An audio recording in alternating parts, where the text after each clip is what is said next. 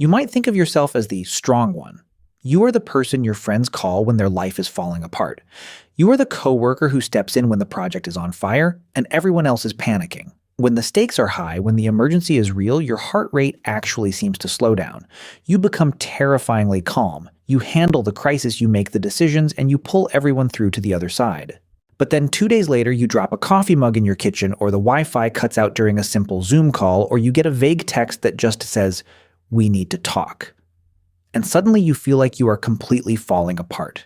You feel a disproportionate wave of exhaustion, irritability, or panic over something entirely trivial. If this pattern sounds familiar, you are not emotionally unstable. You are not broken, and you are not overreacting. You are simply living with the psychology of someone who has been through too much. Your nervous system is carrying a hidden debt, and what looks like a sudden overreaction to a minor inconvenience is actually your body processing the backlog of survival. When you have endured chronic stress, prolonged instability, or a series of difficult events that required you to constantly be on, your brain fundamentally rewires its threat detection system.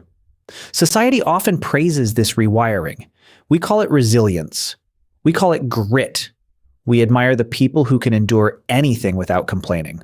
But biologically, resilience has a cost, and that cost is paid by your nervous system. To understand why you operate this way, we have to look at the concept of allostatic load. Think of your nervous system like a complex circuit board. When a threat appears, the circuit is designed to surge with energy, adrenaline, and cortisol, flood your system so you can fight or flee. Once the threat passes, the circuit is supposed to reset to a calm baseline. But when you go through too much when the threats are constant or the environment is unpredictable for a long period of time, the circuit never resets. Your baseline shifts. You start operating at a constant low-level state of emergency. Your allostatic load, the cumulative wear and tear on your biological systems, becomes incredibly heavy. This is why you are so good in a crisis. When a real emergency happens, your brain doesn't have to change states. It is already in survival mode. You simply step into the environment you are biologically prepared for. While everyone else's nervous system is frantically trying to boot up into emergency mode, yours has been running that software in the background all day. You are the general who is already dressed for war. But this constant state of vigilance requires an enormous amount of metabolic energy. It is exhausting to keep the shields up 24/7. So when something minor happens, when the grocery bag rips in the Walmart parking lot, or when a friend cancels dinner at the last minute, your system doesn't have the bandwidth to process it. That minor inconvenience isn't just a ripped bag. It is the final drop of water that overflows a glass that was already filled to the brim. You aren't crying over the spilled coffee. You are crying because your nervous system is finally buckling under the weight of everything you've had to hold together for months or maybe even years. There are specific quiet signs that you have developed this survival psychology. The first sign is a deep, profound difficulty with resting. For most people, a quiet Sunday afternoon on the couch is relaxing. For you, it might feel strangely uncomfortable or even anxiety-inducing. When your body is used to chaos, peace feels like a trap. Your brain interprets stillness not as safety, but as a dangerous blind spot. If you aren't worrying, planning, or bracing for impact, your subconscious believes you are leaving yourself vulnerable. So you fill your free time with tasks. You clean the apartment, you organize your inbox, you listen to 3 podcasts at once. You do anything to avoid the quiet because the quiet is when the exhaustion finally catches up to you. The second sign is hyper-independence. You have learned the hard way that relying on others is a gamble. At some point in your past, the people who were supposed to support you either couldn't or wouldn't. So your brain made a highly logical calculation. The only way to ensure things get done, and the only way to stay safe, is to do everything yourself. You struggle to ask for help even when you are drowning in responsibilities. If someone offers to assist you, your immediate reflex is to say, "No, it's fine. I've got it." You would rather carry a crushing burden alone than risk the vulnerability of depending on someone else who might drop it. The third sign is your relationship with anticipation. You don't just plan for the future, you mentally rehearse every possible disaster. If your boss schedules a meeting for Friday, you spend Wednesday and Thursday running through every negative scenario preparing your defense. You constantly scan the room for changes in people's moods. If your partner gets slightly quiet during dinner, your radar immediately pings. You try to fix the problem before they even articulate it. This is hypervigilance. You are trying to control the environment by predicting the threat before it arrives because surprise is the enemy of survival. The fourth sign is emotional numbing during high-stakes situations. When people tell you tragic news, or when you experience a significant loss, you might notice that you don't feel much of anything at first. You might even feel guilty for how detached you seem. This isn't because you don't care, it is because your brain has a built-in circuit breaker. When the emotional input is too overwhelming, your system automatically shuts down the feeling to keep you functioning.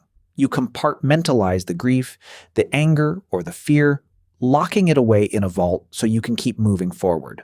But vaults eventually leak, and that leak often shows up as physical symptoms, chronic tension in your jaw, digestive issues, unexplained migraines, or a sudden wave of fatigue that knocks you out at 3 p.m. on a Tuesday.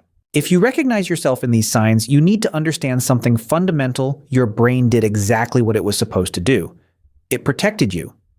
When the environment was unstable, when the demands were too high, your nervous system adapted beautifully to keep you safe. You are a survivor, and your hypervigilance, your independence, and your crisis management skills are the armor you forged in the fire. But here is the painful truth: armor is heavy.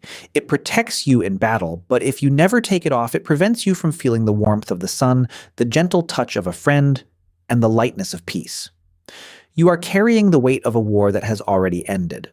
Healing from this does not mean suddenly becoming carefree or pretending the past didn't happen. It means slowly, gently teaching your nervous system that it is safe to stand down. It requires a process of down-regulation. The first step is simply acknowledging the debt. Stop judging yourself for the moments when you break down over something small. Instead of saying, "Why am I being so ridiculous over a dropped spoon?" reframe it. Say to yourself, "I am not upset about the spoon. I am exhausted from being strong for so long." Give your body permission to process the backlog of stress. The second step is practicing micro moments of vulnerability. You don't have to suddenly trust everyone with your deepest secrets. Start incredibly small. Ask a coworker to handle a minor task. Let your partner pick the restaurant, even if you think their choice might be inefficient. When someone asks how you are doing, try answering honestly just 10% of the time. Every time you allow someone else to carry a small piece of the weight and the world doesn't end, you are rewiring your brain. You are providing new evidence that you don't have to do it all alone. The third step is redefining rest. Rest is not a reward for finishing all your work, because for someone like you, the work is never finished. Rest is a biological requirement. You have to intentionally schedule periods of low stimulation, and you have to sit through the initial discomfort of doing nothing. When the anxiety spikes during your quiet time, recognize it for what it is: your brain checking for threats. Acknowledge it. Take a slow, deep breath and remind your body, we are safe right now. There is no emergency to solve. It takes time to convince a battle-hardened nervous system that the environment is secure. There will be days when you default back to hypervigilance, when you pull away, when you try to control everything. That is okay. Growth is not a straight line. You have spent so much of your life absorbing the shockwaves of the world around you. You have been the anchor for everyone else, but you cannot spend the rest of your life bracing for an impact that isn't coming. It is time to let the armor drop just a little bit. It is time to realize that you don't have to earn your safety through constant vigilance. You have been through enough. Now it is time to let yourself simply be.